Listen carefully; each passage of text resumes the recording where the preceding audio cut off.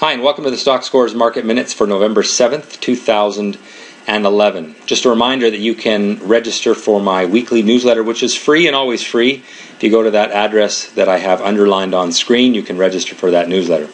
All right, let's get right into the analysis. This week, rather than take more of the short-term view, I've decided to look at 5-year weekly charts to give everyone a longer-term outlook for the overall stock market. Now, the first chart that I have here is the chart of the euro, but I want to give you a quick lesson on chart reading, which is this notion of falling tops.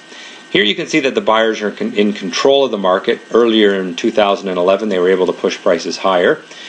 The next time they were able to push prices up, the following high was lower than the previous one.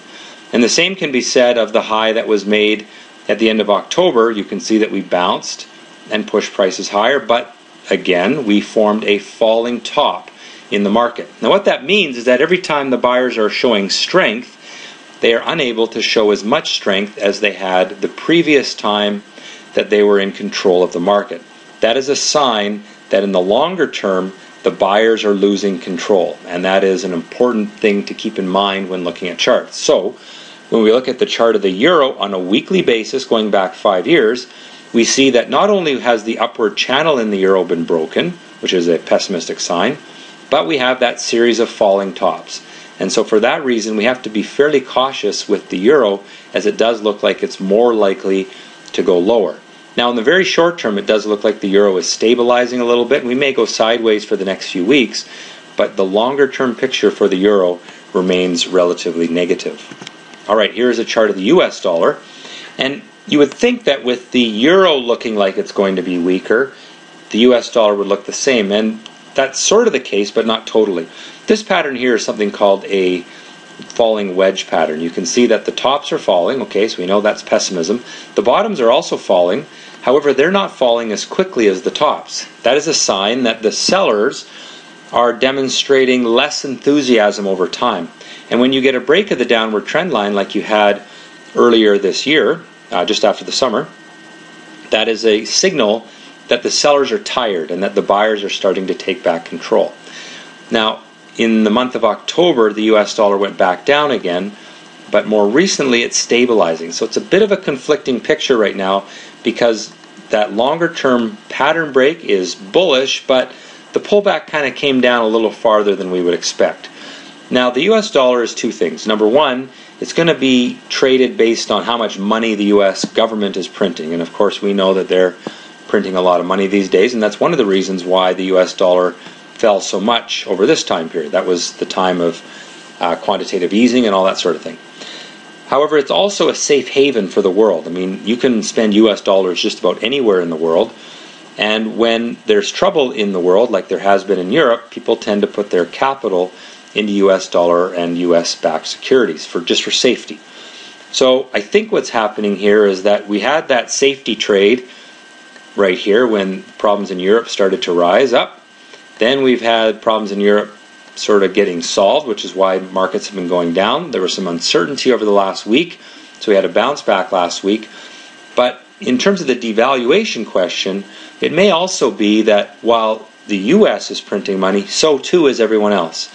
And it becomes a question of who is printing more and which country is going to devalue their currency the most. So I think the US dollar is probably more likely to go higher than lower, but only very slightly so. I would put the odds at 55 to 45% in that regard.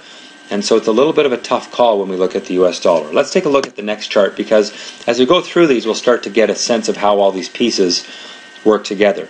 Now, this is a chart for gold. And you can see that it has had a great long-term upward trend, largely because of the devaluation of global currencies. As as governments are printing money, people tend to want to put their capital into something that's safe. And so we've seen this long-term upward trend in gold. Now, the market ran away from the trend line. That's pure emotion. We came back to the trend line, to be expected, and now we're bouncing again and getting some emotion back into gold. That tells me that that question of governments devaluing their currency is getting to be a bigger and bigger factor in the market, and that's why people are putting their money back in gold. And I think that that's more because of what's happening in Europe than because of what's happening in the United States. And so perhaps what's going on right now is people are thinking, okay, maybe Europe is solving some of their political problems and their debt problems, but one of their solutions is going to be to print money and devalue that euro even further. All right, now when we go to U.S. Treasuries, again, this is a safe haven. But it's not a safe haven so much from the printing of currency like the gold is.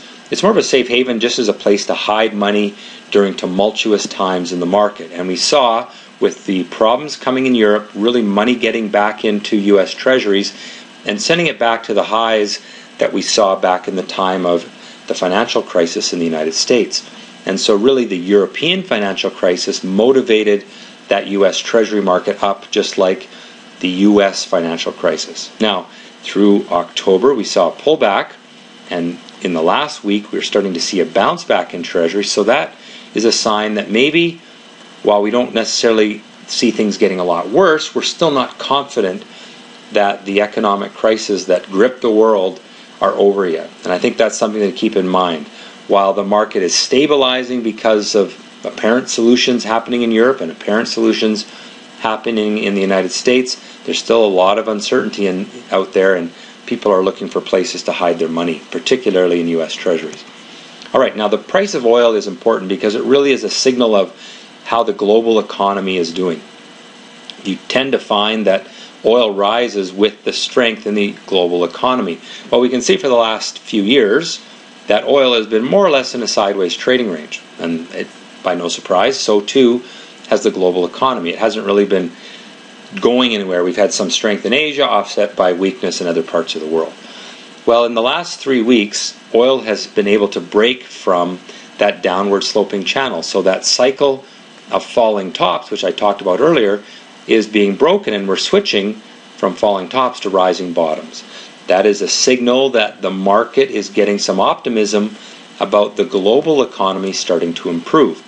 Now, that doesn't necessarily mean it's improving in the United States. It could be improving in Asia or in the BRIC countries or anywhere in the world, really, anywhere that's consuming oil. It's probably more Asia related, but it's interesting that oil is doing better right now, even though the stock markets in the US and Canada aren't yet doing all that great. Which takes me to the chart of the S&P 500. Now, the S&P 500 broke its upward trend line, that cycle of rising bottoms, which is a sign that the buyers were in control. That cycle was broken early in the summer. And of course, that is again when the world started to worry about what was happening in Europe and how that was going to affect the global economy.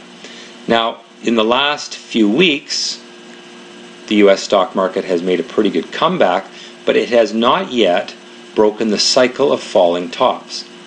Okay, so we still have those falling tops there. Now, that doesn't mean that we won't break the cycle of falling tops. We could continue higher for the next few weeks before we get stuck at that long-term resistance. And I think that that is probably what is going to happen. I sense that, stability is coming to places like Europe. Maybe it's not getting better, but at least it's less fear about what's happening over there. And the market in North America seems to react very well when there's bad news. We've seen that in the last 2 weeks when bad news isn't really met with a whole lot of selling pressure. So in other words, there are bids in the market, people trying to buy stocks on pullbacks. And that, I think, is why we're more likely to see the S&P 500 cruise up toward that resistance. Now, that resistance, this line that I've drawn horizontally here, is not all that far away. And we shouldn't therefore be too optimistic about the long-term outlook for stocks, because really the upside isn't all that great. Yeah, in the next 3 or 4 weeks we might see some upside, but we could also see this falling top hold up and prices move lower. So we need to keep a real close eye on what happens this week. If the market is able to move up, probably going to get stuck in a few weeks right up in there, and we may go into a long-term pattern where we consolidate for a while. That wouldn't be bad. Build a nice base for the market to launch off of perhaps next year, but I think we still need to be optimistic in the short term and cautious in the longer term. All right, the Canadian market is, I think, almost better than the U.S. market. It didn't recover on a percentage basis as much as the U.S. market through October, but it is now starting to break that downward channel. And we're just seeing it tickle through the top of that, and that's why I started getting optimistic on Canadian stocks a couple of weeks ago, I think we could see this move lower. I like the fact that oil is also breaking a downward channel. I like the fact that gold is relatively strong. Of course, in Canada, those are important factors that drive our market. And so we could see that Canadian market actually outperform some of the other markets. Now, what I've noticed is that Canada tends to be forgotten about during times of fear. It's not that necessarily the market thinks Canada's bad, it's just that the US dollar goes up, that causes commodity prices to fall. That kind of puts Canada in a bad situation, even though in many respects the Canadian economy is much stronger than most global economies.